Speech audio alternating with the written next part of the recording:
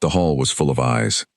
Every alpha, every elder, every high-born wolf from the 7 territories had come to the summit of Pax.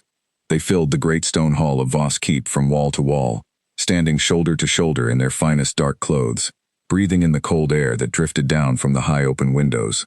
Candles burned in iron chandeliers above their heads.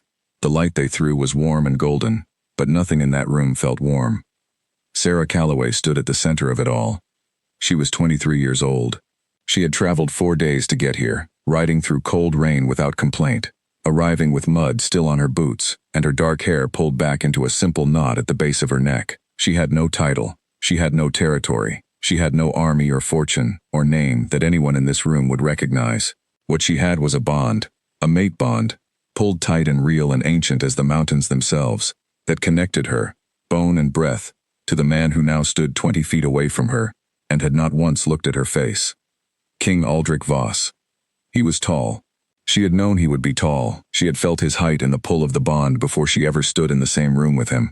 But knowing a thing and seeing it were 2 entirely different experiences. He stood at the front of the hall beside the great stone chair that served as his throne during ceremonial gatherings, and he looked like he had been carved from the keep's own walls. Dark hair, a jaw that could cut glass, eyes the color of winter water, pale gray and utterly still, currently fixed on a point somewhere above the crowd's heads as though the ceiling had done something personally offensive. He had not looked at her. Not when she walked in. Not when the hall went quiet. Not when the elder who served as ceremony keeper announced her name in a voice that bounced off the stone walls and died in the silence. Sarah stood where she had been placed and felt the weight of 300 stares pressing against her like a hand flat on her chest. She had grown up hearing stories about mate bonds. Every child who could shift had. The bond was sacred, her mother had told her when she was small, and easily impressed by sacred things. It chooses with better wisdom than any of us. It sees past rank and title and bloodline, and finds the one who fits. The old wolves called it a gift from the mountain itself, from whatever force first breathed life into their kind, and decided that no one should have to be alone in it. Sarah had believed that. She had believed it the way she believed in the turning of seasons, not because she had chosen to, but because the evidence was everywhere, and to disbelieve would require more effort than the belief itself. She was reconsidering that now. The ceremony keeper cleared his throat. The sound was very loud in the silence. The bond has been confirmed by 3 independent readers, he said. Blood, breath, and bone. There is no question of its authenticity. The mate bond between King Aldrich Voss of the Crown Territory and Sarah Calloway of, he paused, checked his notes, found nothing useful, of Faro Valley. The bond is present. The bond is genuine. Someone in the crowd coughed. It sounded like a verdict. Aldrich Voss moved for the first time. He straightened, which should not have been possible given that he was already standing as straight as a man could stand, but somehow his spine found another half-inch and he used it. His eyes dropped from the ceiling. They came to rest not on Sarah's face but on some middle distance just past her left ear, as though she were a piece of furniture he was being asked to evaluate and had already decided against. I am aware of the bond, he said. His voice was low and even. It filled the room the way his height filled it, completely, without effort, as if the room had been designed specifically to hold that voice and nothing else. Sarah's heart did something complicated inside her chest. I am aware of the bond, he said again, and now his eyes did find her face, and she understood immediately why he had been avoiding it. His gaze was not cruel. It was not angry. It was the worst possible thing it could have been, which was careful. He looked at her the way a man looks at a problem he has already solved, and I am formally declining it. The room breathed.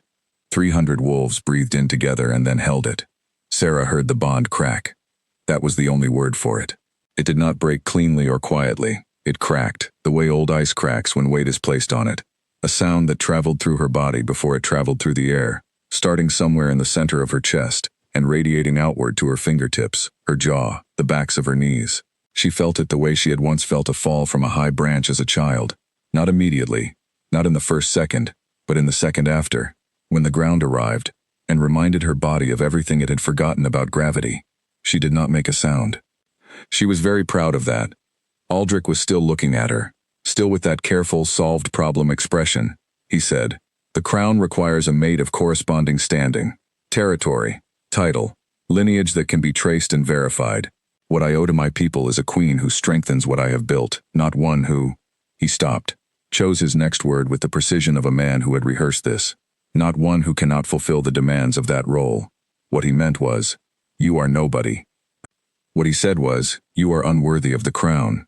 What Sarah heard was both of those things and also the crack spreading, the ice failing, the ground arriving. She stood in it for exactly 3 seconds. 1. She was aware of every face in the room, the elders with their careful neutral expressions, the visiting alphas who had already begun the small body language calculations of advantage. What did this mean for alliance negotiations, for border talks, for the treaty season that was 3 months away? The women in their formal dark clothes who had stopped breathing, the men who had not stopped breathing because men like this rarely understood why they should. 2. She was aware of Aldrich Voss's face. She memorized it in that second with the involuntary precision of trauma, the hard line of his jaw, the flat gray of his eyes, the particular quality of his stillness that was not peace but control. She memorized it the way you memorize the face of the person who causes the accident before the pain arrives. 3. Sarah Calloway turned around. She did not run. Running would have meant something, would have told the room something about her that was not true, or at least was not the thing she chose to let them see. She walked, with her muddy boots and her simple knot of hair and her cracked bond, and her spine holding itself together through what was increasingly feeling like pure stubbornness, toward the great doors at the back of the hall. The crowd parted. Of course it did. That was the one courtesy a room full of people who had just watched your humiliation could offer, and they offered it with the kind of careful silence that made it worse. She felt their stares on her back like rain. She reached the doors. They were heavy. Old dark wood banded with iron, the height of 2 men stacked on each other's shoulders. A young guard who looked about 19 and deeply unhappy about what he had just witnessed, stepped forward and heaved one open for her. Sarah walked through it. The cold evening air of the courtyard hit her face. Behind her, she heard the great door close, and the sound it made was exactly what she had expected, final, the sound of a sentence reaching its period. She stood in the courtyard for a moment and breathed. Her hands were shaking. She looked at them with something close to academic interest. She had not expected the shaking. She had expected the crack, had been half braced for that from the moment she understood that Aldrich Voss had known she was coming and had not come to meet her at the gate, and she pressed them flat against her thighs until they steadied. Somewhere inside the hall she heard the ceremony keeper's voice resume, heard the room begin its slow exhale, heard 300 wolves start calculating. She picked up her bag from the courtyard step where she had left it. She walked to the stable, where her horse was eating hay with the focused contentment of a creature that had no idea what had just happened and did not particularly care. She found that comforting. She saddled him with hands that had mostly stopped shaking, checked his water, pressed her forehead briefly against his warm neck. "We're leaving," she told him. He continued eating. She rode out through the keep's lower gate as the last light left the sky, and she did not look back, and the road ahead of her was dark and cold and entirely her own. She did not cry until she was 2 miles out, and even then, she did it quietly, with her face turned into the wind so the horse wouldn't hear. The first night she slept in a roadside inn. The second night, in the house of an elderly woman in a border village who offered her a bed and asked no questions and made her soup so salty it was almost inedible, and Sarah ate every bite. By the 3rd day, the shock had begun to settle into something that felt less like a wound and more like weather, present, uncomfortable, unavoidable, but something you could move through if you kept moving. The bond's absence was the strangest thing. She had not known it was there until it cracked, and now that it was gone, she felt its absence the way you feel the absence of a tooth, a hollow space where something had been, a specific emptiness that your tongue kept returning to and finding wrong. She caught herself reaching for it in quiet moments, the way you reach for something familiar in the dark, and each time her hand closed on nothing. She stopped reaching after the first week. The letters came on the 8th day, 2 of them, from well-meaning people who had been at the summit, and wanted her to know they were sorry, that it was wrong, that no one had expected it, that Aldrich Voss was known for his coldness, and she should not take it as a reflection on her worth. She read both letters. She appreciated the sentiment. She burned them both in the small fireplace of the inn where she had stopped for the night, because keeping them felt like keeping evidence, and she did not want to build a case. She had 2 choices, as she understood it. She could return to Faro Valley, to the small house where she had grown up, and the community that knew her, and the familiar rhythms of a life that now felt like a set of clothes she had outgrown. Or she could go somewhere else. She chose somewhere else. She had heard of Ravenhollow in the way you hear of places that sound like they were invented by someone who needed somewhere for interesting things to happen. A coastal territory technically claimed by no alpha, existing in the gap between the Crown Territory's southern border and the sea. Neutral land, no pack law, no alpha hierarchy. People went there when they needed to be neither governed nor governing, and the place had the kind of reputation that good people found suspicious and tired people found deeply appealing. Sarah was 23 and recently cracked and almost entirely out of patience for being evaluated by other people's standards. She went to Ravenhollow. She arrived on a Tuesday in early autumn, with her horse and her bag and a small amount of money that was not quite enough to be comfortable, and not quite little enough to be desperate. The town sat on a cliff above a gray-green sea, wooden buildings with weather-beaten faces leaning into each other like old friends sharing a secret, the air tasting of salt and wood smoke and the particular kind of freedom that has no schedule. She found a small house at the edge of town with a garden that had been abandoned by whoever lived there before, overgrown, tangled, full of things that had been planted with intention and then left to work out their own arrangements. She negotiated a fair rent with the building's owner, a woman in her 60s named Dot, whose handshake was stronger than most men's, and who asked only one question before handing over the key. You running from something or toward something? Sarah considered this honestly. Both, she said, but I think more toward. Dot nodded as though this was the correct answer. She handed over the key. Sarah moved in on a Wednesday. By Thursday she had started pulling weeds. By the following month she had mapped what the garden actually contained beneath its chaos. Lavender, rosemary, several varieties of mint, a stubborn patch of chamomile that had colonized half the far corner, and something she didn't recognize immediately that turned out, after some investigation, to be a rare kind of healing root that healers in the Northern Territories paid good money for. She began to study herbs, then tinctures, then the broader work of healing, not the wolf kind, the heavy miracle kind that the strongest alphas could channel but most could not sustain, but the slower, steadier human kind that anyone with knowledge and patience could practice. She apprenticed herself to an old healer on the far side of town named Owen, who charged her nothing for his knowledge, and accepted payment only in the form of her weeding his garden, which she did every Thursday morning without complaint. She built something. It was small, it was not glamorous, it was a life made of early mornings and dirty hands, and the satisfaction of knowing that a person came to her door hurting, and left feeling less so. The town knew her name within 3 months. Within 6 months people came to her from the villages that ringed Ravenhollow, riding or walking in with their small injuries and their children's fevers and their quiet worries, and she helped them with the careful attention of someone who understood what it felt like to not be enough for the room you were in, and had decided, deliberately, to build a room that was exactly the right size.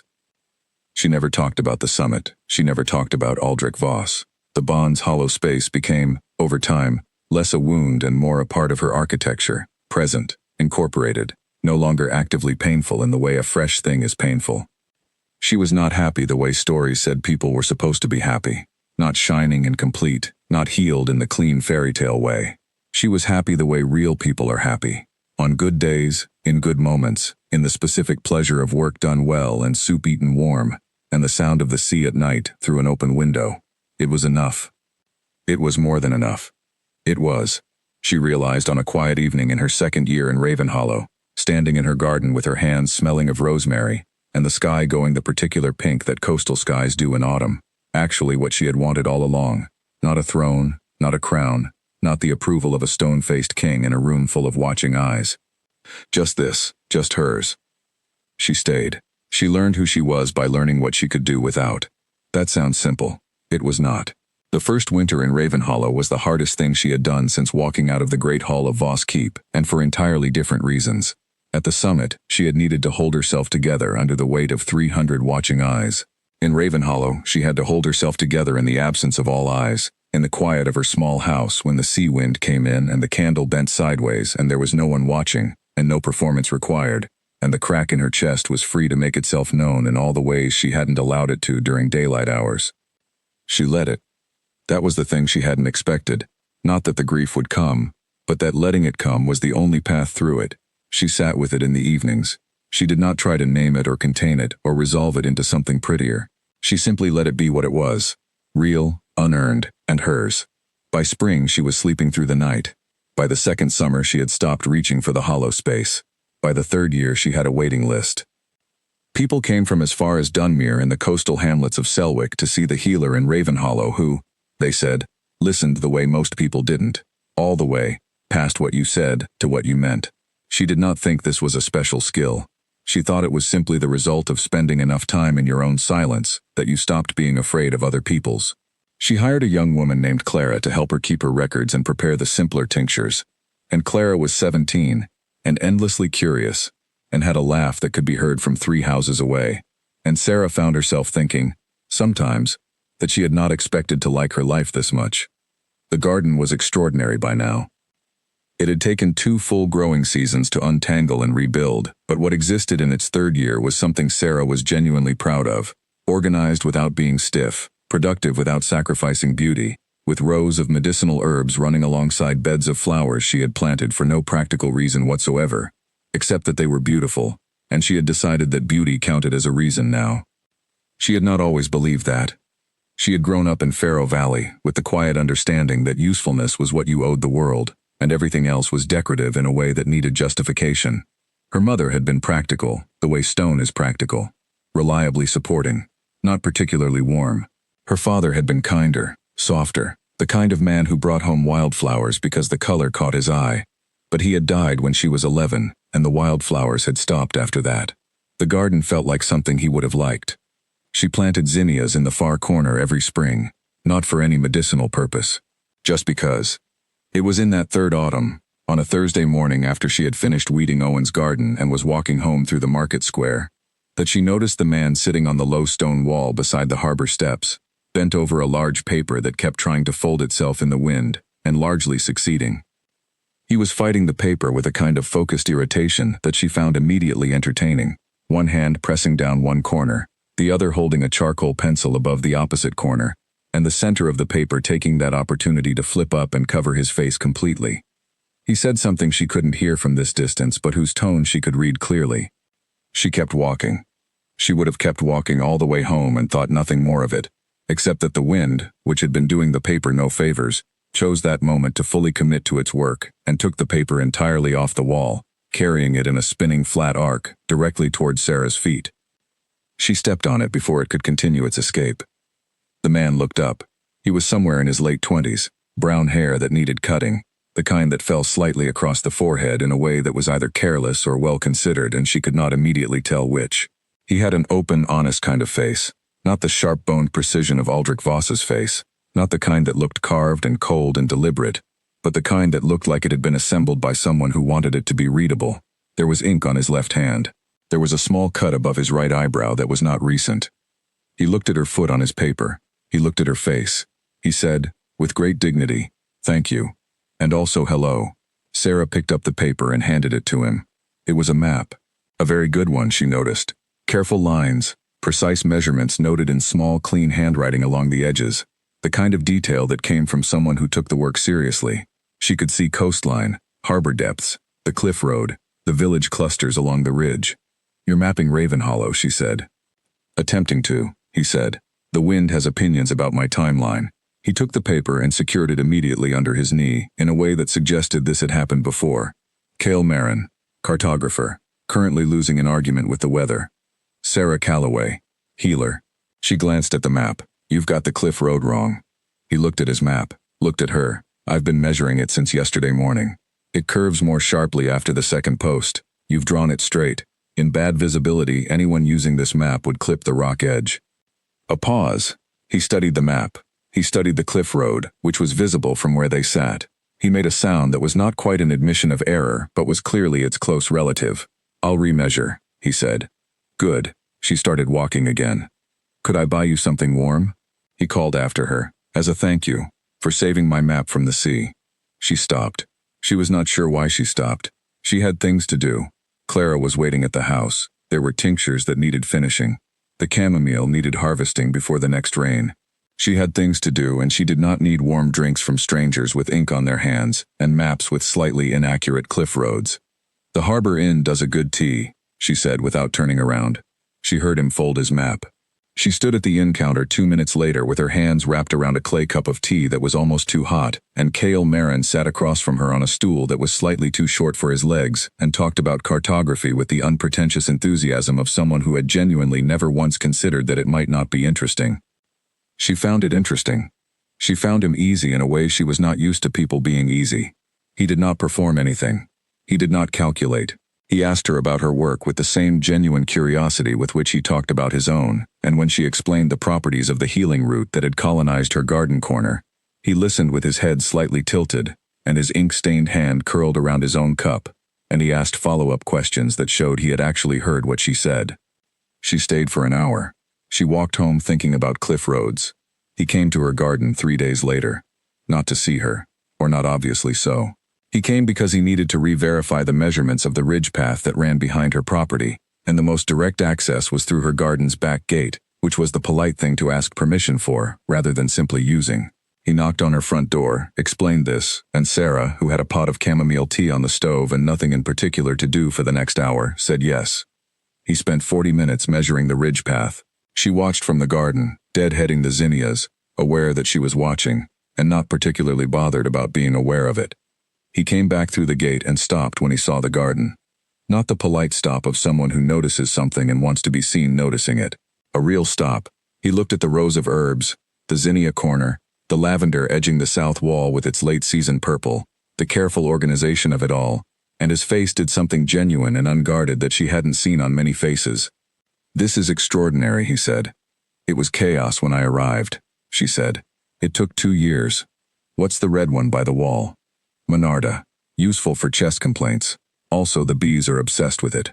He crouched to look at it more closely. He did not pick it or touch it without asking. He simply looked at it with the same attention he had given to his maps, with the same quality of care that she was beginning to recognize as his default mode.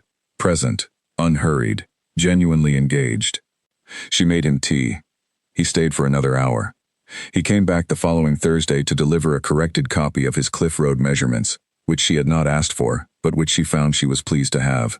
He brought it folded in his coat pocket and handed it over with the matter-of-fact manner of someone discharging a debt they take seriously, and she unfolded it at the kitchen table and saw that he had indeed remeasured, and the curve was correct now, and there were 2 small zinnias drawn in pen at the corner of the map, no larger than her thumbnail, clearly added after the fact.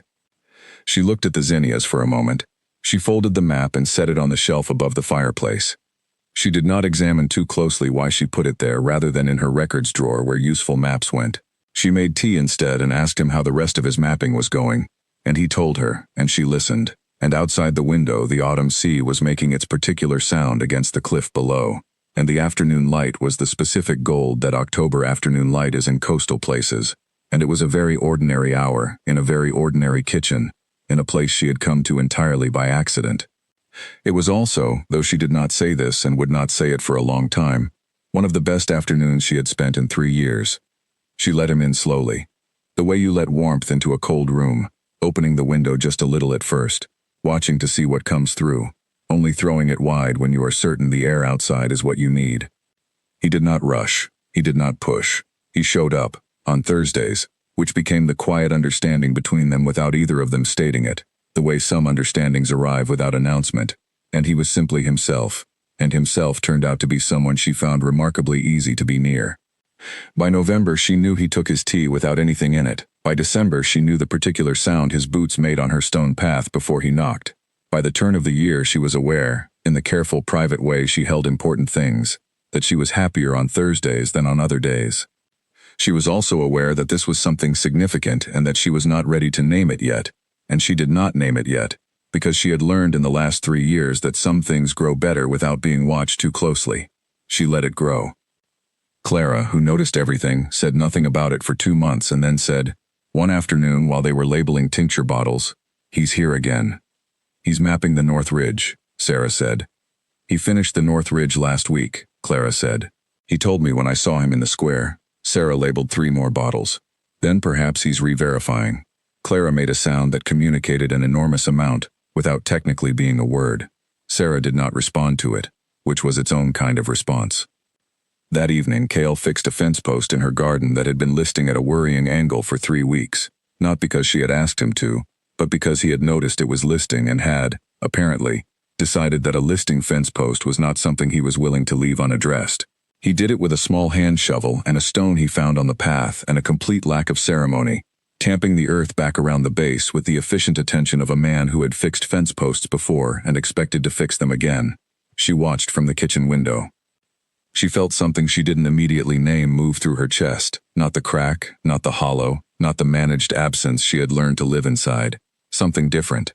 Something that was, she realized, its precise opposite. She made 2 cups of tea. She carried them outside.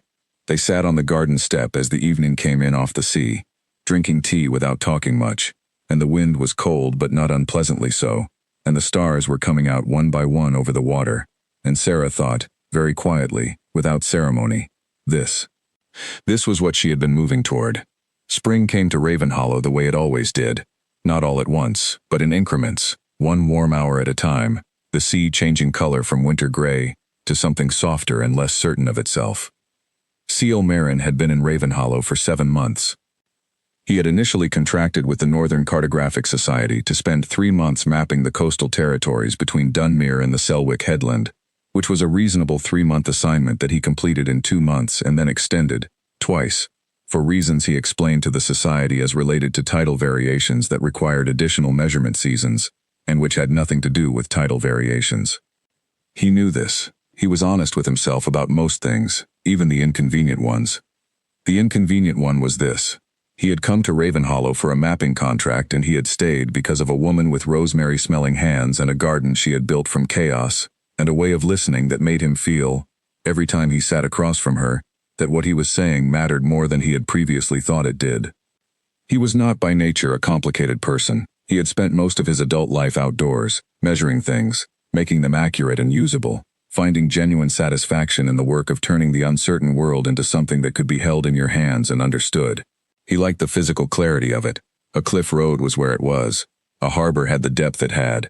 A coastline curved or didn't curve, and your job was simply to get it right.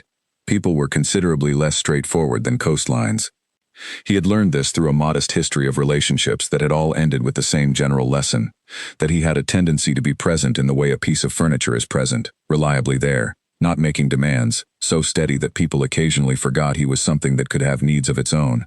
He did not resent this about himself. He simply acknowledged it and moved forward, the way he moved forward from any imprecision in his work. Identify the error, understand the cause, try differently next time. Sarah Calloway was not furniture. This was his first clear thought on the subject, and he recognized it as significant because it was the kind of thought that arrives before you have asked for it, the kind that inserts itself into the quiet moment after waking, or during the long walking hours of mapping work when your hands are busy but your mind is not. She was careful, not cold. There was a warmth to her that was entirely real, he had no doubt of that, but careful in the way that people who have been hurt by being insufficiently careful become careful. She opened toward things gradually, like a window being raised an inch at a time. She watched before she committed. She listened before she spoke. She kept her own counsel in a way that he respected enormously, and also, if he was being fully honest, found occasionally maddening, because he was never completely certain what she thought of him. He suspected she thought well of him. There were signs. The way she had put his corrected map on the shelf rather than in her records drawer, he had noticed that, and been quietly pleased by it. The way she made 2 cups of tea without asking what he wanted in his because she already knew. The way she laughed at his worst jokes, the ones that didn't quite land, with a kind of affectionate exasperation that felt more intimate than laughing at the good ones. But he did not want to read what he wanted to read. He had made that error before, in his furniture-like way, and the lesson had been clear enough. He fixed her fence post in March because the fence post needed fixing and he was standing right there and had a shovel. He did not fix it as a declaration. He fixed it because it was a listing fence post and someone was going to have to fix it eventually. But sitting on the garden step afterward, with the tea she had brought out without being asked, with the stars coming in over the sea and her shoulder close to his in the cold air, he was aware, very precisely, of the distance between them and of what it would mean to close it. He did not close it. He carried his tea home instead, walking down the cliff path in the dark, listening to the sea below, thinking about accuracy. The question of Sarah had a particular quality that most questions he encountered did not. He could not measure it. He could not take it apart and verify its dimensions. He could only live inside it and pay attention to what it showed him, which was, he had decided, a different kind of accuracy, the accuracy of patience. He came back the following Thursday, as he always did. She was in the garden with her sleeves rolled up, dealing with a section of lavender that had grown beyond its intended boundary and was making territorial claims on the rosemary.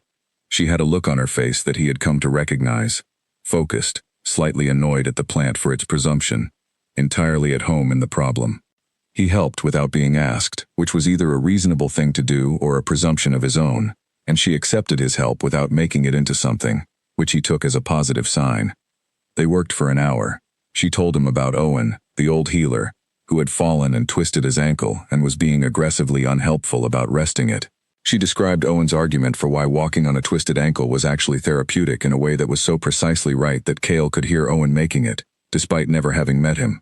She was good at that, at giving him the sense of people he had never met, without imitating or mocking. She simply described them clearly and let him see. He talked about the Selwick headland, which he had visited that week, and the particular quality of the light there in the morning, and how the rock formations on the eastern face were visually stunning, in a way he was never quite sure how to represent on a map, because maps were about function, and stunning was not a function, technically, though he thought maybe it should be. You could make a note, she said, just a small one, in the margin. Cartographers don't typically put opinions in their margins. You put zinnias in your margins, she said, without looking up from the lavender. He was quiet for a moment. You noticed that? I noticed things. He pulled a root free, thought about what to say, and decided on honesty, which was generally where he landed when he thought about it long enough. I noticed you noticed, that's why I didn't mention it. She looked up from the lavender. Her eyes were very direct, which was something he had learned about her. When she chose to look at something, she looked at it completely. What did you mean by it? I'm not entirely certain, he said. I think I meant that the map felt incomplete without them.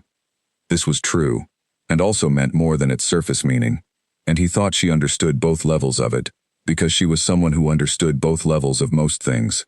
She held his gaze for a moment, the measuring look she had, the one that felt like being mapped, and then she went back to the lavender. That's a good reason, she said. He took that home with him too. By April they had settled into something that had no official name but had a shape. Thursdays as its skeleton, and then Tuesday evenings sometimes, and twice a Sunday walk along the cliff road, and occasionally a meal at the Harbor Inn that lasted longer than either of them had planned. The shape of it was easy and unhurried, and Cale found himself, during the weeks in between, looking forward to Thursdays with a specific warmth that had become the most reliable thing in his days. He was careful not to say too much too fast. He was careful to let the shape develop at its own pace. He was also, in the particular privacy of his own thoughts, aware that he was falling for her in the specific, unspectacular, permanent way that had nothing to do with performance and everything to do with the simple fact that being near her made the world feel more precisely itself. He did not say this yet. He mapped instead. He walked the headlands and the cliff paths and the ridge roads and made them accurate, and in his coat pocket there was always a small folded piece of paper with a map of Ravenhollow that was, by now, far more detailed than the society had contracted for, with careful notes in the margins about tidal patterns and rock structures and, in one corner, a small drawing of a garden that he had put there with complete honesty and no particular plan. Spring opened further. The sea changed from soft gray to an uncertain green. The garden came back with its annual determination, pushing through the last of the cold-hardened soil, reaching toward the light with the unreasonable optimism of things that have survived winter before and expect to survive it again. He was measuring the harbor on a Tuesday morning when Clara appeared at his elbow. Clara was Sarah's assistant and had a laugh that could be heard across the square, and eyes that had opinions about everything that had ever happened anywhere near her. She doesn't talk about much before you came, Clara said, by way of introduction, not looking at him. Cale kept his eye on his measurements. Good morning, Clara. I'm just noting it, Clara said, for informational purposes. What kind of information? The kind where a person notices that someone who used to spend every Thursday evening alone by the fire now spends every Thursday evening drinking tea with a cartographer on a garden step. She glanced at him sideways, and looks better for it. Cale wrote down a measurement, wrote it down again because he had gotten it wrong the first time. She told you that. She told me nothing. She doesn't have to. Clara turned to go. She keeps your map on the shelf, not in the drawer. I've worked for her long enough to know what that means. She walked away across the harbor square with the purposeful speed of someone who has delivered a message and considers the delivery complete. Cale stood at the harbor's edge with his measuring rope in one hand and the April wind in his face, and thought about shelves and drawers and the particular architecture of what things mean when you put them in the place that matters rather than the place that's merely practical. He thought about it for a long time.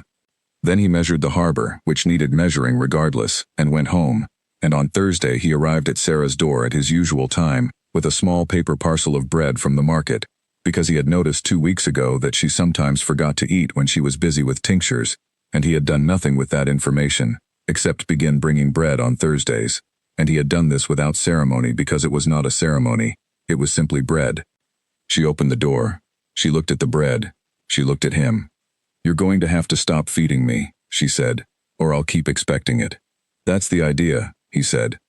She stood back to let him in, and the warm air from inside the house came out to meet the cool spring air, and somewhere in that small exchange of warmth he felt the shape of everything they were building shift just slightly, the way a bone shifts when it's healing. Not yet solid, but getting there, getting there. In Voss Keep, winter was a different creature. It did not arrive gently the way it arrived in Ravenhollow, with the sea muffling its edges and the salt air taking off the worst of its bite. In the Crown territory, winter came like a pronouncement. Hard, official, final. The mountains that ringed the keep on 3 sides funneled the cold down into the valley with the efficiency of something that had been doing this for centuries and saw no reason to change its methods.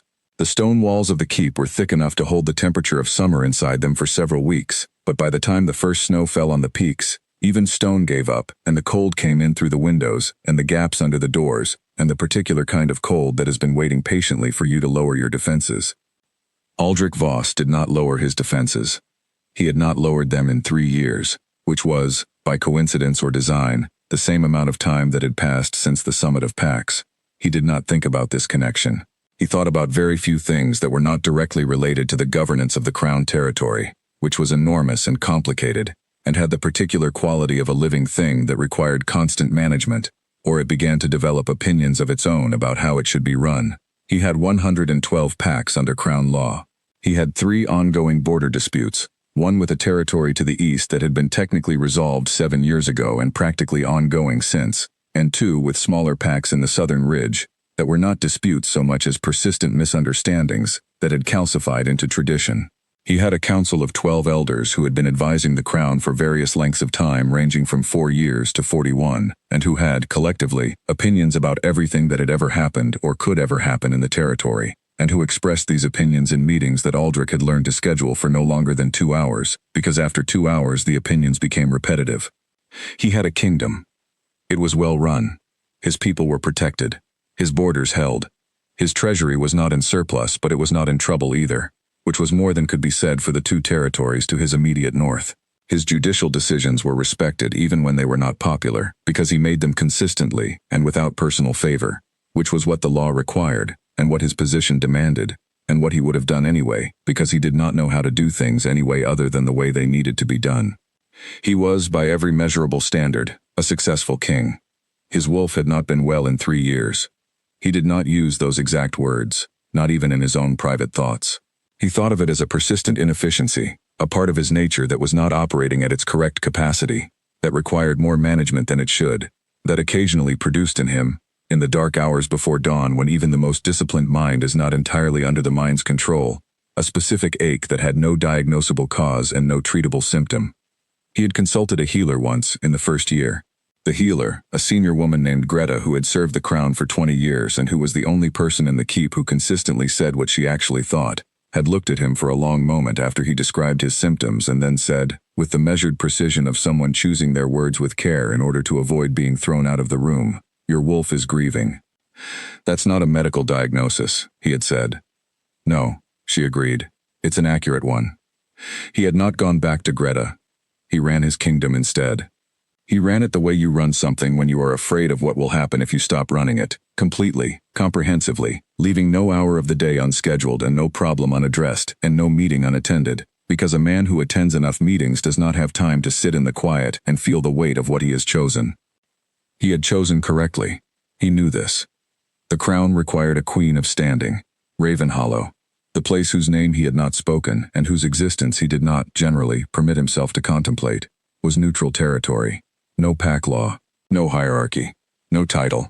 A woman there was simply a person, which was fine, which was what most people were, which was not a thing that was compatible with the demands of what he was building. He had chosen the Crown. He ran it well. His council had, over the past 2 years, made increasingly unsubtle attempts to introduce him to women of appropriate standing, the daughters of allied alphas, the sisters of neighboring pack leaders, a particularly determined countess from the Eastern Territories who had sent 3 formal letters and 2 gift baskets before concluding that the effort was not worth her time. He had been polite to all of them. He had not moved forward with any of them. He told his counsel this was a matter of timing. He told himself the same thing. Greta, the one time she had mentioned it in passing, had said, "The bond doesn't close just because you reject it." The wolf remembers.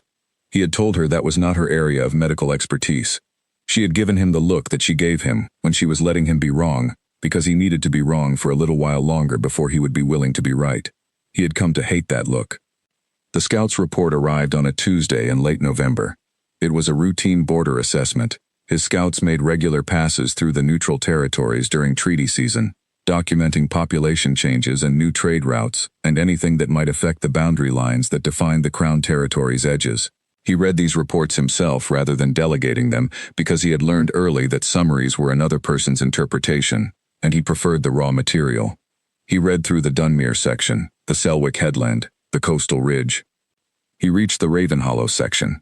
It was 2 pages: population count, trade volume, notable arrivals and departures, infrastructure changes, all standard. He read it with half his attention, the other half on the pile of correspondence waiting to his left. He reached the notable arrivals paragraph. The name was in the 4th line, listed between a glassblower from the eastern provinces and a cartographer contracted through the Northern Society.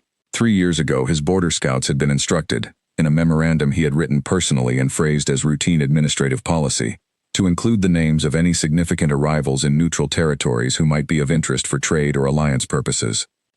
The name was Sarah Calloway, healer, resident, established practice. His pen stopped. He read the line again. He read the line 3 more times, which was the number of times required before he could look at it without the word healer catching in his chest like a hook in soft wood. He had known she had left Faro Valley. His scouts had noted that also, 3 years ago, in the aftermath of the summit. He had not known where she had gone. He had not asked.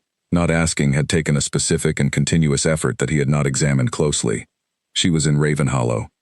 She was a healer. She had built a practice. She had been there long enough to be described as established, which meant she had chosen it, had put down roots, had made something that was hers. He put the report down. He picked up his correspondence. He got through 2 letters before he put them down also. His wolf, which had been operating at its persistent inefficiency for 3 years, did something in that moment that it had not done since the great hall of Voss Keep.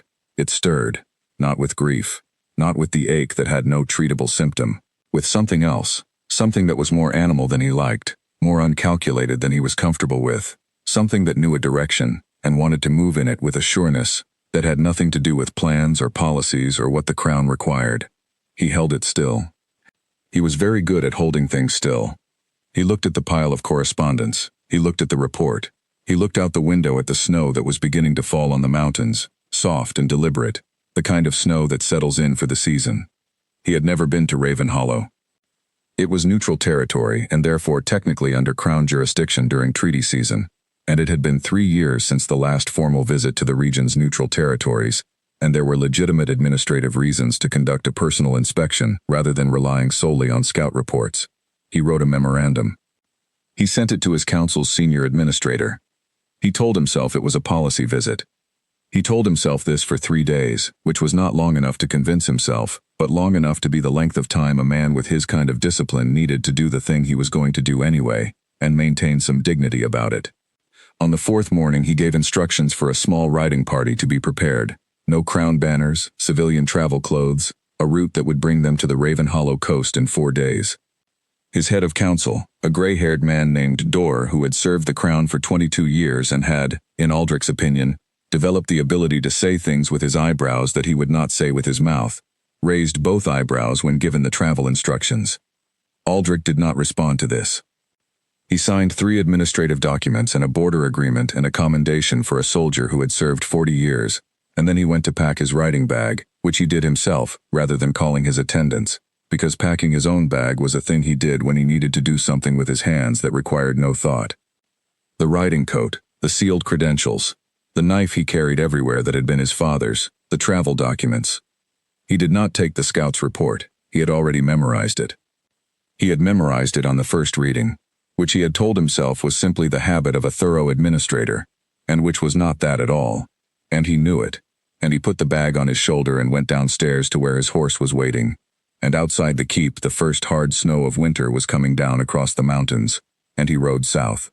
The first thing Aldrich noticed about Ravenhollow was that it smelled of the sea.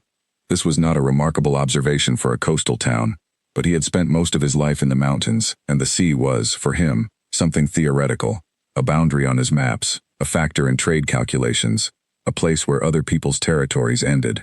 To actually smell it, to have it in the back of his throat and on his skin before he had even seen it, was a different kind of experience than knowing about it, and he noted this with the quiet attention he gave to all sensory information that he could not immediately categorize. He came into Ravenhollow on a Thursday.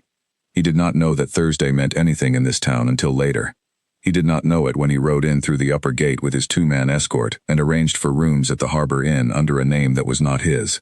He did not know it when he walked the cliff road in the late afternoon, watching the sea move below and the town arrange itself along the ridge above, taking in the specific quality of this place, its independence, its casual self-organization, the way people moved through it without the watchfulness that characterized towns under pack law, without the constant low-level awareness of hierarchy that people who live inside hierarchies develop without knowing they have developed it. He had not expected to find that restful. He found it restful. He also found it strange, the way any accustomed thing finds its opposite strange, not wrong but foreign, requiring adjustment. He was walking back along the cliff road toward the inn when he saw them. The garden was visible from the road if you knew to look, a low stone wall at the cliff road's curve, with the edge of it visible above the wall, the specific green of well-maintained herbs distinguishable even in the late-day light from the wild growth that ran along the cliff face. He had not been looking for a garden. He had not been looking for anything except the particular discipline he called observation, which he practiced on all environments. Then she came through the garden gate. And beside her, close, shoulder to shoulder, the proximity of people who have decided that proximity is fine and no longer measure it, a man he did not recognize. He stopped walking. He was on the road above, and they were on the path below, and neither of them had seen him yet. He had a moment, therefore, a handful of seconds that were entirely his, in which to do what he did not generally do, which was feel something before having decided what to feel. What he felt was wrong. Not morally wrong. Not wrong in the way that things that are unjust feel wrong. Wrong in the way that a calculation feels wrong when the numbers do not add up to what you expected. A collision between what is and what some part of you had been, without your full permission, expecting. The man was not tall the way Aldrich was tall. He was easy in his body in the way of someone who did not think about how his body appeared. He was saying something to Sarah and she was listening with her head slightly tilted, and then she laughed. A full, unguarded laugh, the kind that takes you by surprise, and the sound of it came up the cliff in the evening air and hit Aldrich in the chest like something physical. He had not heard her laugh before. He had not been in the same room with her for long enough to hear her laugh, because he had made certain of that. He had made it efficient and final and clean, the way he made all his decisions, and he had constructed the 3 years since as evidence that the decision was correct. And standing on the cliff road above her garden, hearing her laugh at something a cartographer with ink on his hands had said, he understood for the first time the full cost of what efficient and final and clean had purchased. He made himself move. He walked past the garden gate before either of them looked up, and he was well past the curve of the road before his face had settled back into whatever it expressed when he was not experiencing something he had not prepared for. He ate at the Harbor Inn that evening in silence. His escort, 2 experienced men who had traveled with him enough to know that silence was not an invitation to conversation, ate their own food in their own silence and asked no questions. He ordered the local fish. He ate it. He ordered tea. He sat for an hour after the meal with his hands flat on the table, thinking through the sequence of what had just happened, with the systematic attention of a man for whom systematic attention was the primary tool for solving problems. The sequence. He had arrived. He had walked the cliff road. He had seen her. He had seen a man beside her. He had felt the wrong feeling. He had kept walking. The analysis, the wrong feeling, was not about the man, or it was about the man, but only incidentally. The man was the surface information. The actual information was, she had built something here. She had done it without him and despite him, and the evidence of what she had built was visible even from a cliff road above a garden wall. The laugh, the ease, the specific freedom of someone who is exactly where they have chosen to be. He had not expected her to be fine. He recognized this was a statement that reflected poorly on him. He examined it anyway, because the way he had learned to make his decisions better was to be honest about the ones that had been worse. He had rejected her in the most public way available to him, in a room full of 300 witnesses, with language he had selected for precision and impact. He had done it because the crown required it, and because he had believed, in the part of himself that made decisions and called them policy, that she would go home and be sad, and gradually return to whatever small life she had been living before the bond had connected them. He had not consulted the part of himself that knew this was a terrible thing to believe about a person. He had simply believed it and moved forward. She had not been sad. She had been building. He had been inefficient. He went to find her the next morning. He had not planned what he would say, which was unusual for him. He had a habit, deeply ingrained through years of governance, of planning conversations before he had them, knowing the opening, the likely responses, the outcomes he was and was not willing to accept. It had served him well in council chambers and border negotiations and judicial proceedings. It was not a skill he had ever needed to apply to a woman he was walking toward on a cliff road on a November morning with his heart doing something undisciplined and unwelcome in his chest. He saw her before she saw him. She was at the garden gate with a basket over one arm, coming out onto the path, looking down at the harbor. Then she looked up. He watched the moment happen on her face. He watched recognition arrive and then do something complicated. Contract, reorganize, find a neutral expression and put it on with the efficiency of someone who has had 3 years to practice this particular preparation. She did not run. She did not freeze. She simply stood and looked at him with the direct, measuring look he had not expected to know, and found that he did know, somehow, already. He stopped 2 meters away from her. He had not intended to stop at exactly 2 meters. His legs apparently had their own calculations. "Sarah Calloway," he said. The pause that followed was very brief. Then, "Aldrich Voss." No title.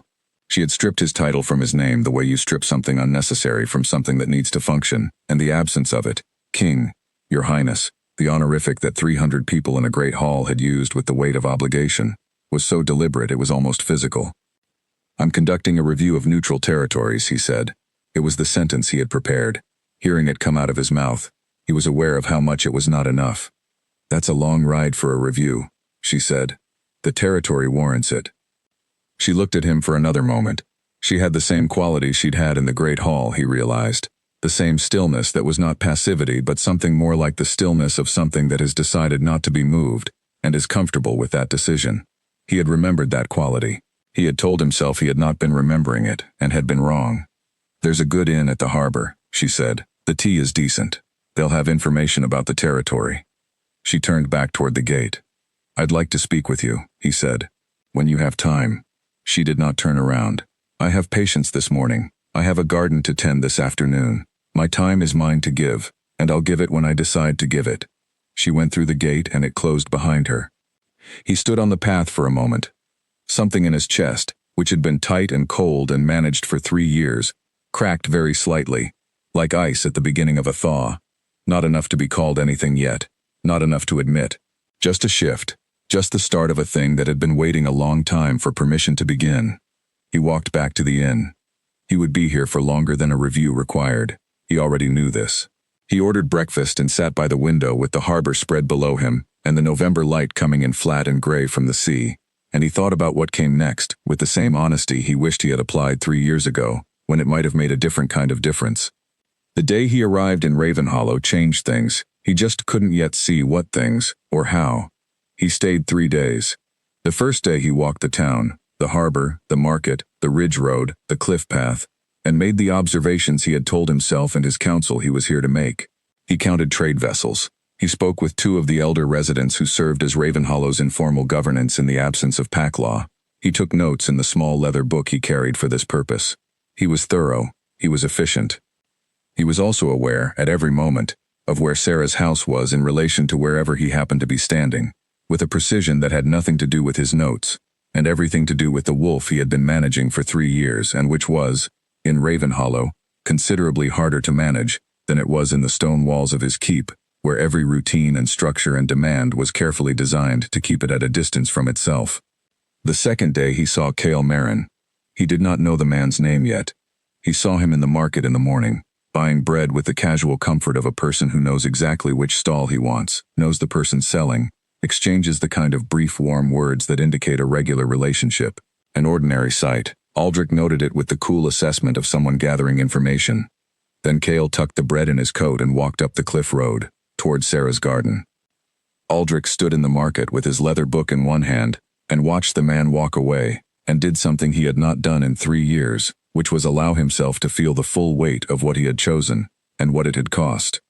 It was not comfortable. He had not expected it to be comfortable. He had expected, in the abstract way of a man who plans for contingencies, that if he ever confronted the actual evidence of what his choice had created, it would be something he could name and contain. What he had not expected was that it would feel like standing at the edge of a cliff he had pushed someone off of 3 years ago, and realizing only now, standing there, how far down the bottom was. He ate lunch alone. The Harbor Inn's cook made a soup that was entirely unremarkable and which he ate without noticing it. In the afternoon he walked the South Ridge path, which was legitimately part of his assessment and also the long way around to anywhere, which suited him. He was trying to think clearly in a place that made clear thinking difficult, and walking helped the way physical effort always helped, not by solving the problem, but by making the problem smaller relative to the size of everything else. He thought about what he had seen, not the man, or not only the man. He thought about the garden, which was the clearest evidence of what 3 years in this place had produced, something carefully tended, and precisely arranged and quietly extraordinary. He thought about the laugh he had heard from the cliff road, the one that had hit him like something physical.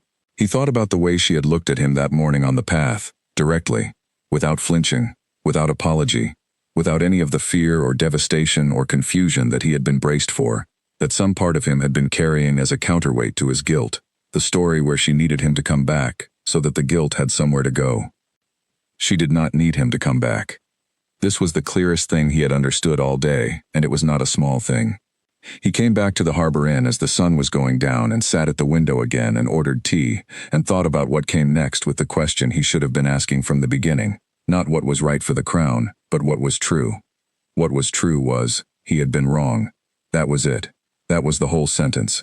He had been wrong in the way that mattered most, which was not a legal wrong or a policy wrong or a wrong that could be argued differently with better framing, but a fundamental human wrong. He had looked at a person the bond had chosen, a person the oldest and truest part of his nature had recognized as his equal, and he had decided that his assessment of what the crown required was a better guide than 3,000 years of wolf knowledge. He had chosen the wrong guide.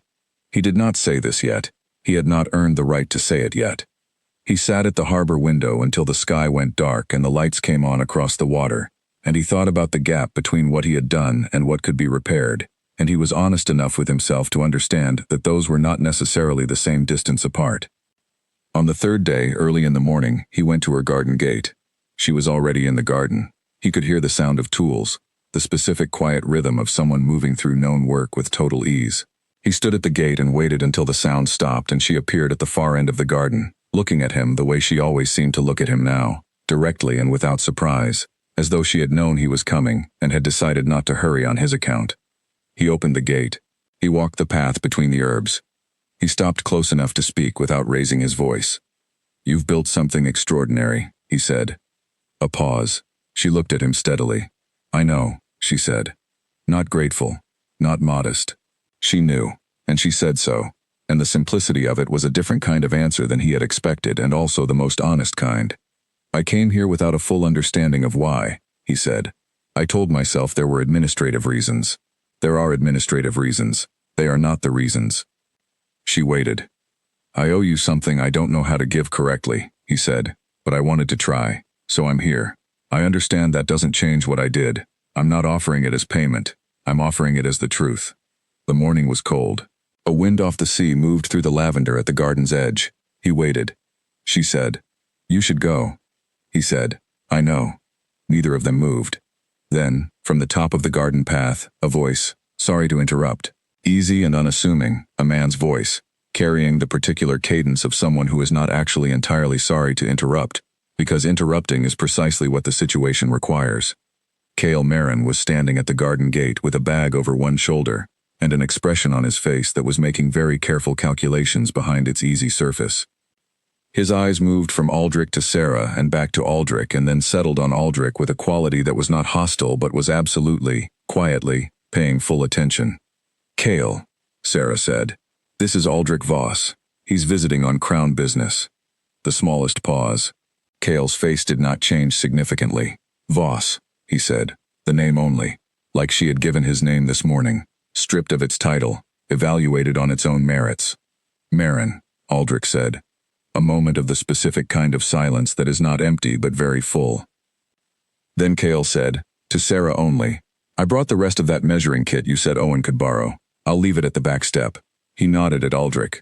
A single, composed, even nod that communicated considerably more than a nod technically should, and went around the side of the house. Sarah watched him go. Then she looked back at Aldrich, and her face had not changed, but something in it had intensified. A quality he was beginning to understand was what she looked like when she was deciding something. You should go, she said again. He went. He walked back down the cliff road to the inn, and he packed his bag, and he said nothing to his escort beyond the departure instructions, and he rode north out of Ravenhollow with the cold sea wind at his back, and the memory of her garden, and the sound of her laugh, and the look on Kale Marin's face at the garden gate. And he thought about what honesty cost when you paid it 3 years too late. He did not make it past the first ridge road before he stopped his horse and sat for a long time, looking back at the cliff where the town sat above the sea, at the specific piece of sky above the garden wall. His escort waited in respectful silence.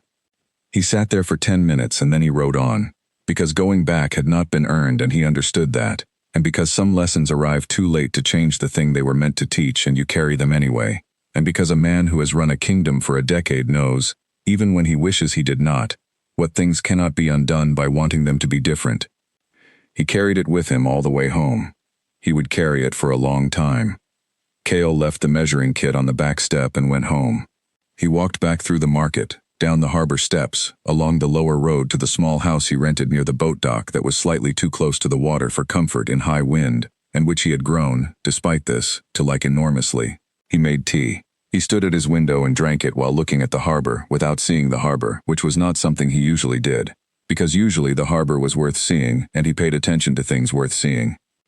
He was paying attention to something else. He was paying attention to what he had seen in Sarah's garden in the 30 seconds before she said the man's name. Aldrich Voss. He knew the name the way anyone in the Northern Territories knew the name, not personally, not with the familiarity of someone who had been in the same room with the man, but from reports and reputation, and the particular way that a king's name travels when the king has held his territory for a decade without serious challenge. He knew Aldrich Voss was the Alpha King. He knew the Crown Territory was the largest pack governance on the continent. He knew that 3 years ago there had been a summit. He had not connected these things to Sarah. This was not failure of intelligence. Kale was not a man who failed at intelligence, but failure of assumption. He had assumed, without fully examining the assumption, that Sarah's past was simply Sarah's past, the history that explained her carefulness, her deliberate pace, her instinct to position herself near exits. He had not assumed it had a name. He had not assumed it had a face, gray-eyed and precise and wearing civilian clothes that did not quite hide the quality of the man inside them. He finished his tea. He made another cup, which he did not drink, which he stood beside while it cooled. The thing was, he knew what he had seen in the garden.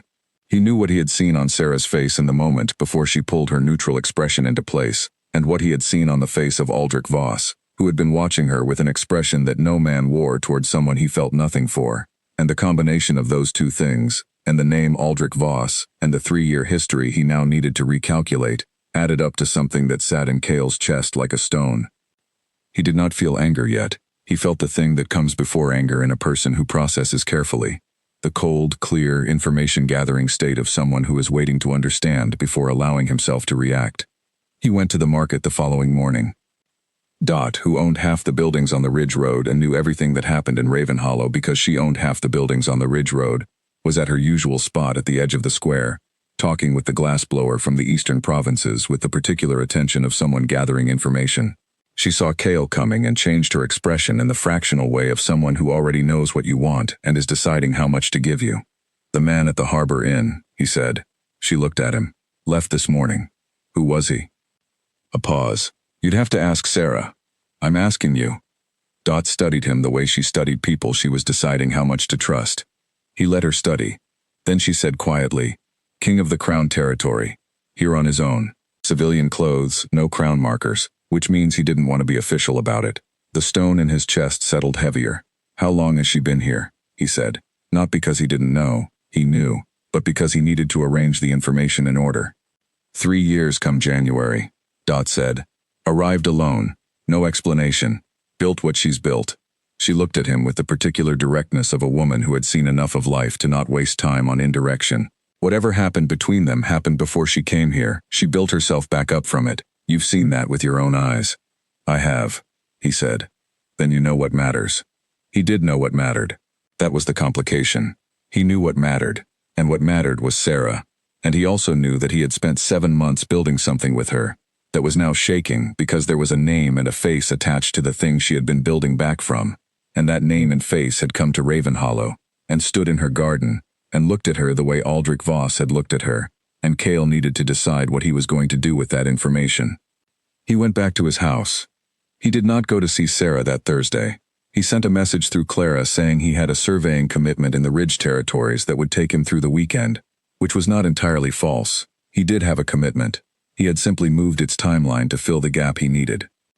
Clara read the message and replied in her own handwriting, "She knows why," which meant Clara knew about the man at the Harbor Inn, which meant half the town knew about the man at the Harbor Inn, which meant keeping any of this quiet was not really the issue. He walked the ridge for 2 days.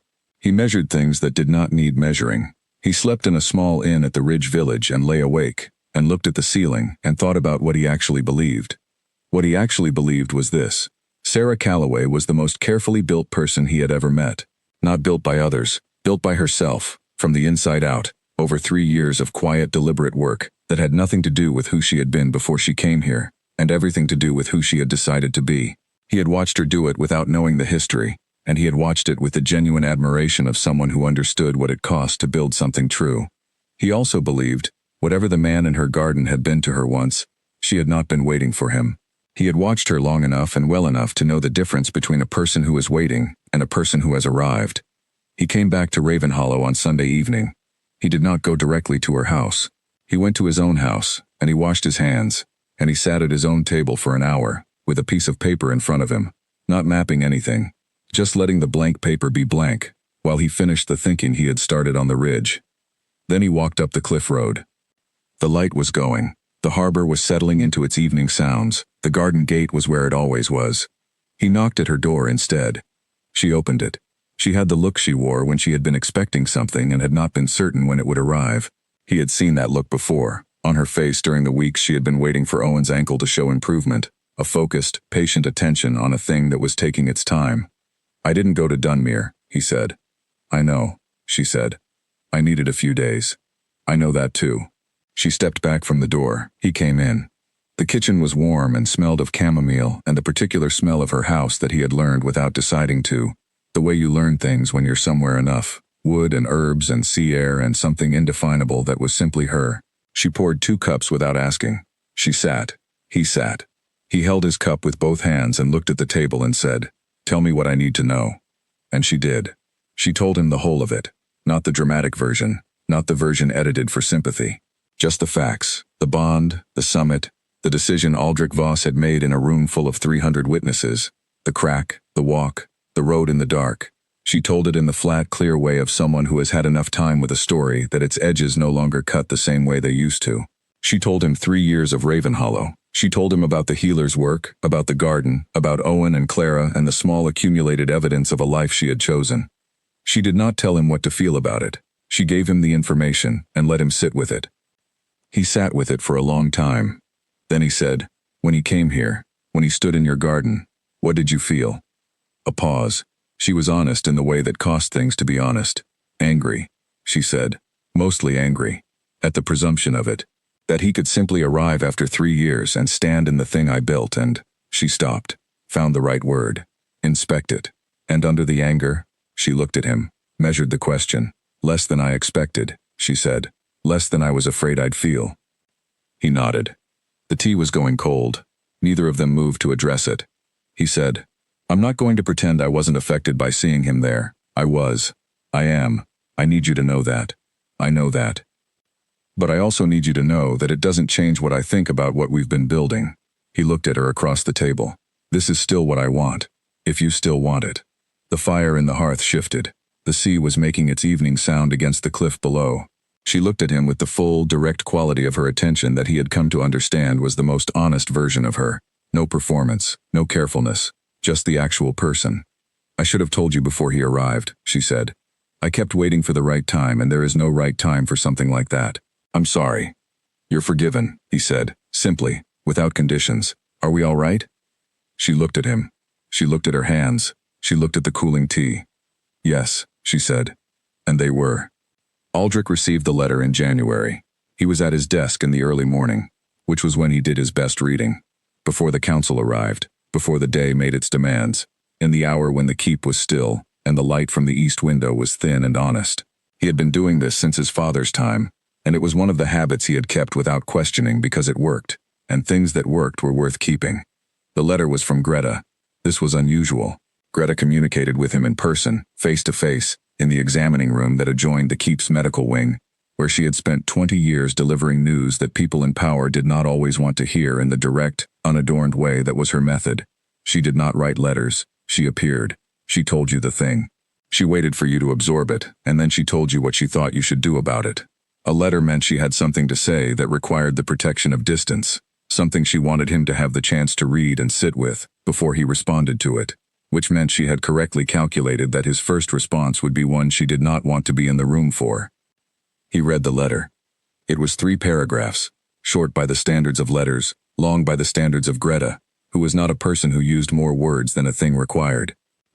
The first paragraph: she had been treating his wolf symptoms for nearly 3 years, not as a medical condition but as a manageable chronic state, and she had done so at his direction and in accordance with his wishes, and she wanted to document clearly that this had been her approach, and that she did not personally believe it was the correct one.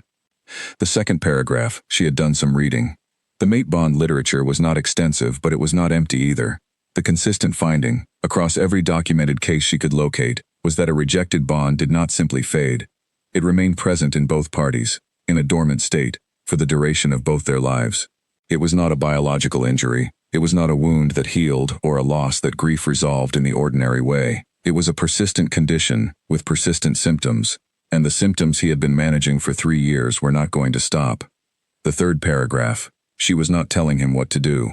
She was making sure he was operating with accurate information. He deserved accurate information. He also, and this was the sentence she had clearly written last, the one that was the actual point of everything before it, deserved to stop punishing himself for a decision he could not now unmake by making another decision that was making him worse. She signed it with her name and a single additional line: you are not required to be wrong forever because you were wrong once. He set the letter down. He picked it up and read it again. He set it down again and looked out the east window at the sky, which was doing what winter skies in the mountain territories do, sitting low and white and giving nothing away. He had been to Ravenhollow 6 weeks ago.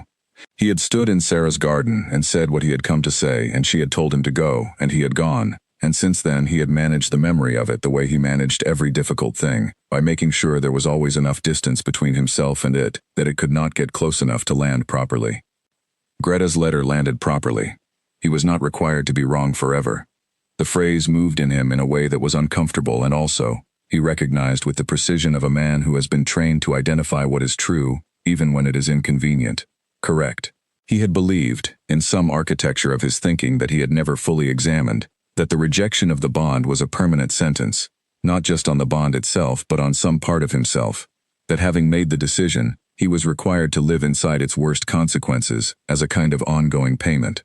He had not called this thinking consciously. He had simply done it, the way people do things that are quietly wrong without naming the wrongness. He spent the day governing. He heard 3 council reports. He signed 4 agreements. He settled a jurisdictional question regarding the eastern border that had been waiting for resolution for 11 months, and which, when he finally cleared his mind enough to look at it directly, had an obvious answer that the council had been circling for half a year. He had dinner with Dorr, his head counselor, who said nothing about anything personal because Dorr was the kind of man who did not discuss anything personal and who had been Aldrich's counselor for long enough to have developed the ability to say things with silence instead. After dinner, he sat in the room that served as his private library and thought. He thought about what he wanted, and what he had done with what he wanted, and what the 3 years since had cost him. He thought about Sarah in her garden.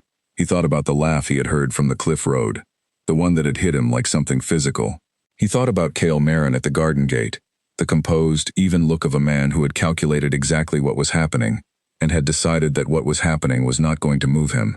He thought about what it meant to apologize for something you could not repair.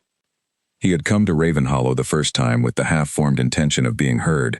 He understood now, with the clarity of 6 weeks' distance and Greta's letter, and the specific honesty that the early morning hour enforced, that being heard was not enough. It was not the thing he owed. He could be heard a dozen times and what he owed would remain unpaid, because what he owed was not a statement but an understanding, the kind that required you to stand inside the full weight of what you had done, without flinching away from it, and without trying to turn it into something more bearable than it was. He wrote a letter.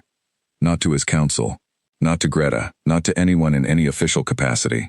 He wrote it by hand, alone, in the private library with no attendant and no witness, and he wrote it in the way he had learned from 3 years of administration was the only way to write anything important. Simply, without ornament, with the full honest weight of what you meant, rather than the lighter, more comfortable version. He wrote to Sarah.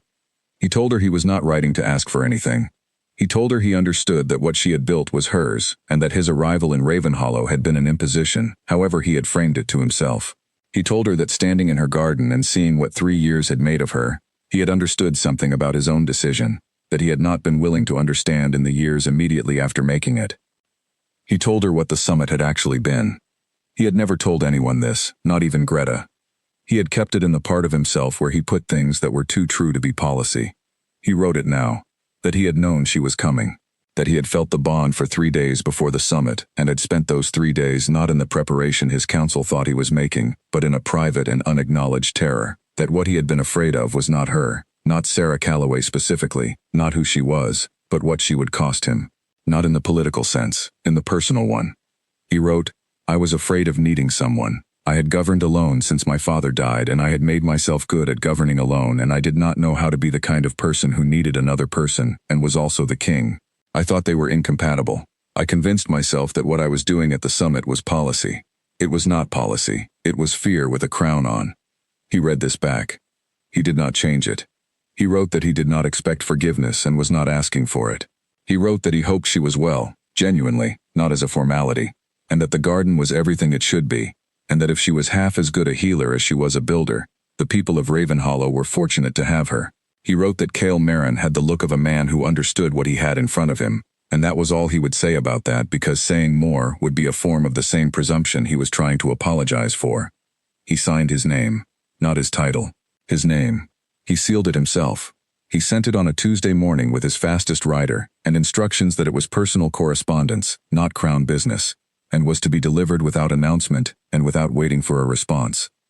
Then he did what he had spent 3 years learning to do. He got up, and he went to the next thing, and he carried what he was carrying without letting it stop him from doing what needed to be done. But something was different now. Something had been opened in the honest dark of the private library, something he had spent 3 years keeping sealed, and he found as the weeks passed that he could not close it again. He did not try to close it. He let it be open. He let it be what it was. A reckoning, a truth, an understanding arrived at years too late, but arrived at honestly, which was the only kind of understanding he knew how to respect. He was the Alpha King. He ran his territory well and he made his decisions with care, and he governed with the weight of genuine responsibility for 112 packs. He was also a man who had been wrong in the most important way a person can be wrong, and who was, slowly and without drama, learning what it meant to live inside that, with honesty rather than management. Greta checked in with him a month later, sat across from him in the examining room, did her usual assessment. She said, "You're sleeping better." "Some," he said. She nodded, did not ask why. She already knew why, because she always already knew, and she said nothing more about it, just closed her notes and told him to come back in a month. He went back to his desk. He picked up the next correspondence. He worked. The letter arrived on a Thursday. Sarah recognized the handwriting before she recognized the seal, not because she had seen it before, but because handwriting, like voices, tells you something about a person even when you don't know them, and this handwriting was exactly what she would have predicted from a man like Aldrich Voss. Precise, contained, no unnecessary flourish, the letters doing exactly the work required of them, and nothing extra. She read it at the kitchen table, with her tea going cold beside her, and the winter light coming through the window flat and even, and without judgment. She read it twice. Then she set it on the table and looked at it for a long time without picking it up again. Clara arrived at mid-morning for the day's work and found Sarah exactly where she had been for the past hour. At the kitchen table, the letter face down beside her cup, looking out the window at the garden where the frost had done its work on the last of the season's plants, and everything was bare and waiting for spring. Clara put the kettle on without being asked. She made fresh tea. She put a cup in front of Sarah.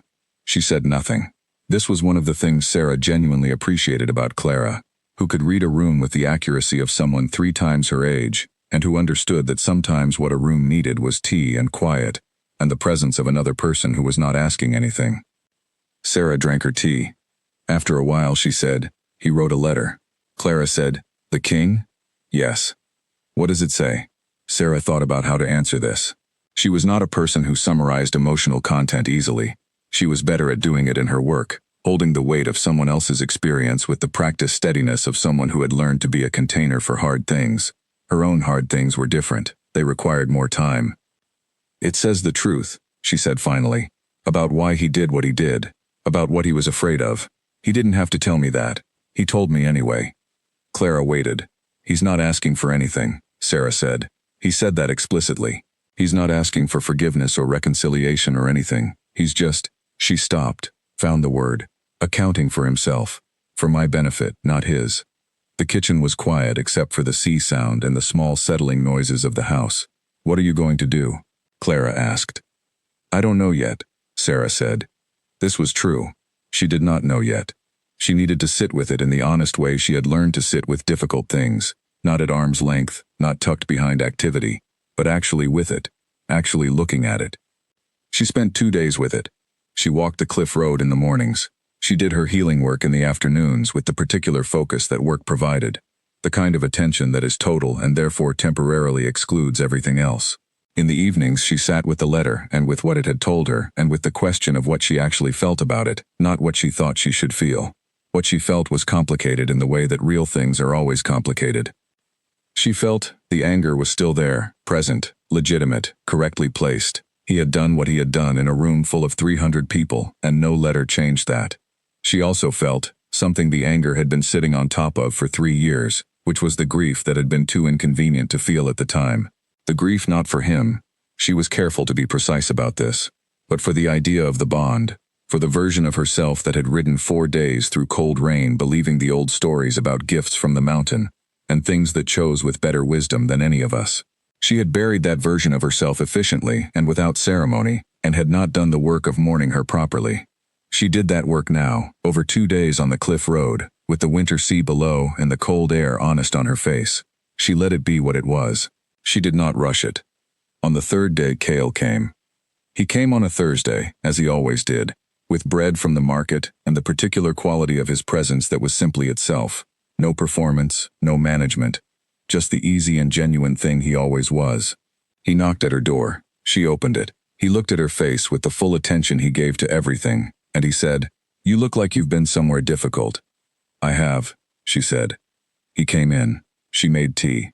He sat at the table, which was where he always sat, on the chair that had, without either of them assigning it, become his chair, and he did not ask what she had been thinking about until she was ready to tell him, which was its own form of care that she had learned to recognize and trust. She told him about the letter. She told him what it said. She told him what she had felt reading it. She told him about the 2 days on the cliff road and the work she had done there. He listened the whole way through. When she finished, he said, "How do you feel now?" "Clearer," she said. "Still angry, but clearer." He nodded. He turned his cup in his hands. He was quiet for a moment in the way he was quiet when he was actually thinking, rather than simply waiting for the silence to end. Then he said, "He told you the truth. That matters." "It does," she said. "But it doesn't unmake what happened." "No," she said, "it doesn't." Another quiet moment. The fire in the hearth was low and steady. She could hear the sea doing what it always did. "I'm not asking you to feel anything in particular about it," Cale said. "I know that. I'm just—" He stopped. He was occasionally slow with language, in the way of someone for whom language was a secondary tool, the primary ones being his hands and his eyes. "I want to understand what it means for you. Not for me. For you." She looked at him. She thought about the question. Then she said, "I think it means I can stop carrying his version of the story. He gave me his version, the real one, not the public one. And now I don't have to carry the question of what it actually was." He considered this. "And the bond." She had been waiting for this question. She had asked herself this question for 2 days on the cliff road, and she had the answer, which was a specific answer, and not a comfortable one, but an honest one. It's still there. In the background. It's been there 3 years, and I've been managing it the way you manage something that doesn't have a cure, carefully, without letting it run things. His letter doesn't change that. What changes is, she found the right word, the weight of it. I was carrying his story, and my story, and the crack, and 3 years of wondering what the truth actually was. Now I have the truth. The weight is different. Better or worse? Better, she said. Lighter, not gone, but lighter. He put his hand on the table, palm up. She looked at it for a moment. Then she put her hand in his. They sat that way for a while, not saying anything, with the tea and the fire and the sea, and it was the specific quiet of two people who have looked at a difficult thing together and decided, on the other side of it, to stay. Cale said, after a while, "Are you going to write back?" She thought about it. She had thought about it on the cliff road. She had thought about it while reading the letter the second time. She had thought about it while her patients told her their small troubles, and she listened with the part of her that was always listening, even when the rest of her was occupied. "Yes," she said, "not to open anything. Not to offer anything he can use as a bridge. Just to close the account." "That's fair," he said. She wrote it that evening, after Cale had gone home. She wrote it at the kitchen table by the fire, with the letter beside her for reference, with the same simplicity she tried to bring to everything that mattered. She told him she had received the letter, and read it, and sat with it for the time it needed. She told him she believed he had told the truth, and that she was glad he had told it, because 3 years of not knowing the real story had been heavier than knowing it. She told him the anger was still there, and she did not think it would go away entirely, and she was not interested in making it smaller for his convenience. She told him she had built a life in Ravenhollow, and it was a good life, and she was grateful, in the strange way of things, that the road here had been the road it was, because the road had brought her to the work, and the place, and the person she was now. And she would not trade those things, not for a throne, and not for a bond made easy. She wished him well. She meant it. She said she hoped his kingdom was steady under him, and that he was governed by better things than fear from here forward. She said nothing about Cale. She did not need to. She signed her name. She sealed it herself.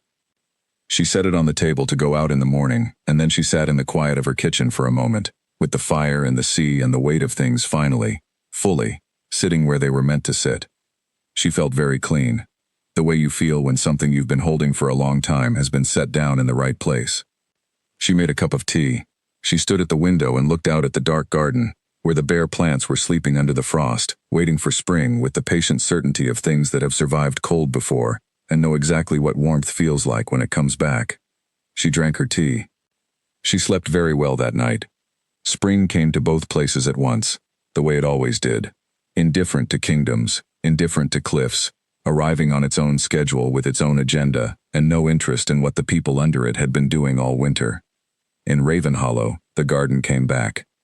It came back the way it always came back, incrementally, 1 green inch at a time, the lavender first, and then the rosemary, and then the chamomile in its corner making its annual territorial claims. And Sarah watched it with the specific pleasure of someone who has seen enough winters to not be entirely surprised by spring, but has not yet become so accustomed to it that it fails to matter. She planted the zinnias in the 2nd week of April. She planted them in the corner where they always went, in the particular red that had been her father's color, and she pressed the seeds into the earth with the flat of her palm, and thought about nothing in particular, and everything at once in the way that garden work invites. The sea was making its sound below the cliff. The air smelled of turned soil and salt and the specific green that new growth puts into the air before it's strong enough to see. Clara arrived at mid-morning with news that one of the Ridge Village families had a daughter with a persistent cough, and could Sarah come Tuesday, and Sarah said yes, and they talked through the treatment approach while Clara labeled tincture jars, and Sarah finished the planting, and it was an entirely ordinary morning, in an entirely ordinary life, and she felt the full value of that. Felt it specifically, and with intention, not taking it for granted. Cale came that Thursday with bread and a new map. It was a map of the Ravenhollow coast, not the working map he had originally come here to make, the functional document for the Northern Cartographic Society, but something different. A personal map, drawn on better paper with more care, the lines precise and true and the color added in the margins where color would help. The sea a soft gray-green, the cliff face a warm brown, the ridge road a careful dark line that curved exactly as he had remeasured it that first day on the harbor wall. And at the far left corner, where the cartographer's legend usually went, there was a small detailed drawing of a garden. He gave it to her without ceremony, the way he gave things, with the matter-of-fact directness of someone settling an account he had decided to settle, not a performance of generosity but the thing itself. She looked at it for a long time. The garden was good, the accuracy of it, the correct proportions, the right positions of things, the lavender edging the south wall exactly as it actually edged the south wall, told her he had looked at it carefully and often, more carefully than she had known he was looking, in the way that people who care about something look at it without making a production of the looking. "You put everything in the right place," she said. "I'm a cartographer," he said. "That's the job." She set it on the shelf, the same shelf where the first map had been, the corrected Cliff Road map, with the 2 small zinnias in the corner. She put the new one beside it, 2 maps, both his, both maps of the same place, from different points in the same story. She stepped back and looked at them there. Cale was standing behind her, looking at the same thing she was looking at, and she was aware of the specific quality of the space between them, the small distance that was now a deliberate choice rather than a careful management, the proximity that had become, over the winter and everything the winter had contained, the proximity of 2 people who have decided about each other. She turned around. She said, "I want to tell you something." He waited. His face had the open, readable quality it always had when something mattered. "I spent the last 3 years learning to be a person who was enough by herself," she said. "I needed to do that. I needed to know I could build something that was mine, and hold it without anyone else's help, and be well inside it. I needed that to be true before I could know what it meant to choose something additional." He was very still, listening all the way, as she had come to know he did. "You are not a replacement for something I lost," she said. "You are not the consolation after the main event. You are the main event. I want you to know that." The kitchen was quiet. The fire was low. The sea was making its sound. Cale's face did the thing it did when something arrived that he had not been bracing for, the small unguarded shift, the genuine one, the expression that was there before he had time to arrange it into something. He said quietly, "I know that." "I'm telling you anyway," she said, "because you deserve to hear it said out loud." He crossed the small distance between them and took her hand, and held it the way he held things he intended to keep, carefully, but without anxiety, with the ease of someone who has measured what they have, and is not afraid of its weight. Outside, the spring was doing its work on the garden. The zinnias were underground still, sleeping in the dark, waiting for the warmth that was already coming, and would arrive in its own time. The lavender was beginning to push. The sea was cold and green and bright where the sun hit it. It was a Thursday. It was enough. In Voss Keep, Aldrich Voss received her letter on a Tuesday. He read it at his desk in the early morning, in the honest hour before the council arrived, with the east window light coming in thin and clear. He read it straight through without stopping, and then he sat with it for a long time in the specific quiet of a man who has been told something that is fair and real and without malice, and is absorbing it properly. She believed him. She was still angry. She was well. She was not offering him anything, and she was not refusing him anything either, because neither offering nor refusing was the point. The point was simply what was true. He had done a thing, she had built a life. The life was good, the truth was told, the account was closed. He folded the letter. He put it in the locked drawer of his desk where he kept the small number of things that were entirely his own, and had nothing to do with the crown. He sat for a moment. He thought about fear. He thought about the 3 years he had spent being managed and efficient and running a kingdom with the tight control of someone who has decided that control is what he owes the world. He thought about the summit, not the public version, the version he had told himself in the aftermath, the policy version, the real version, the terror of the 3 days before, the specific cold fear of a man who has governed alone for long enough that the idea of being known by someone had stopped seeming like comfort and started seeming like threat. He had been afraid of being known. He was the Alpha King.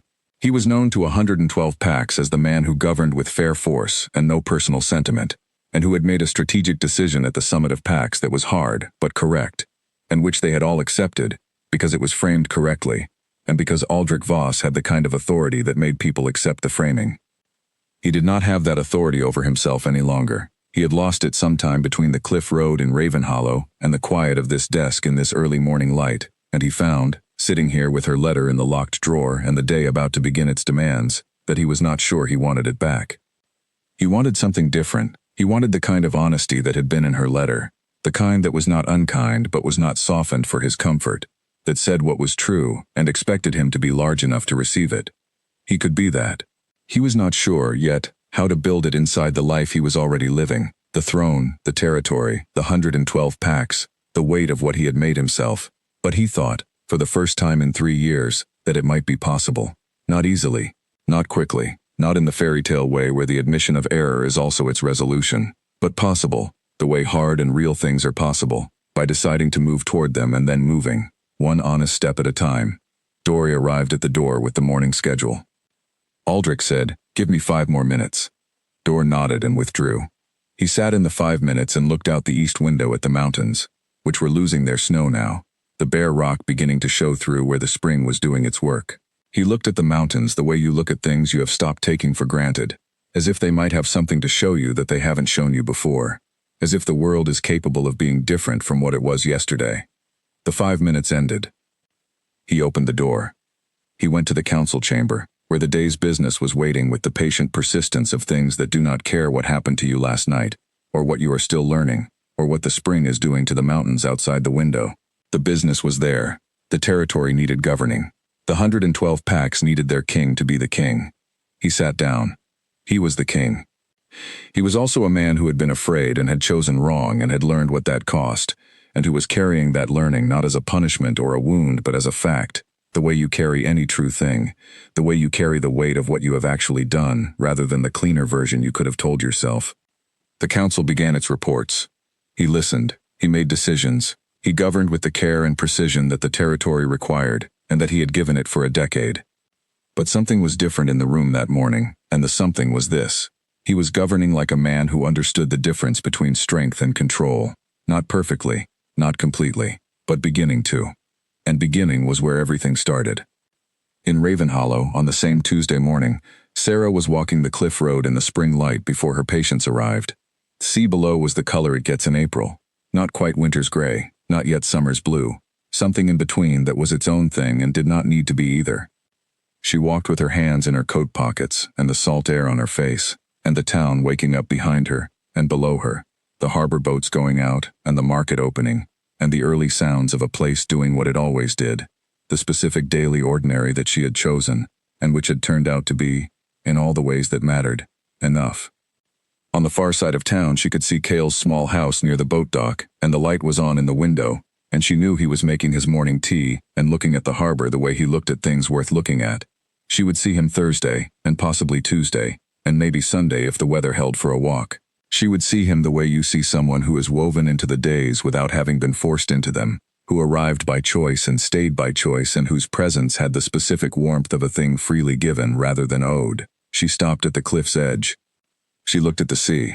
She thought briefly about the summit, not the pain of it, which was still there in the quiet background the way some things stay, but the factual sequence, the hall, the crowd, the crack, the doors, the dark road home.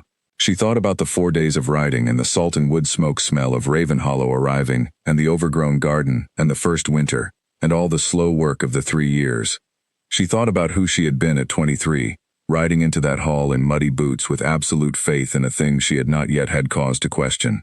She was glad for that girl. She was glad she had believed the old stories, had ridden through the rain, had stood her ground until the end and then walked out with her spine intact.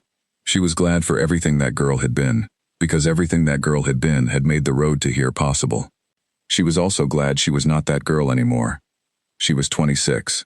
She had a garden and a practice and a waiting list and 2 maps on her shelf, and a man who brought bread on Thursdays and knew which cup was his. She had Owen's wisdom and Clara's laugh and Dot's pragmatic honesty and the sea outside her window every morning. She had herself. That was the one she had come here to find. That was the one she had spent 3 years building. Not rescuing, not recovering, but building, from the ground up, in the specific and unspectacular way that the truest things get built. Slowly, intentionally, with dirty hands, and the patience of someone who has decided the work is worth it. She turned and walked back toward town. The zinnias would be up in a month. The lavender was already pushing at the garden's south edge. Tuesday she would go to the Ridge Village and see the girl with the cough, and fix what could be fixed and come home with the particular satisfaction of useful work done well. Thursday Cale would knock at her door with bread and she would already have tea on, and they would sit at the kitchen table and talk about coastlines and herbs and the particular light on the water this week, and neither of them would say anything dramatic about any of it, because it didn't need to be dramatic to matter. It just needed to be true. She pushed through the garden gate. She picked up her tools. She started working.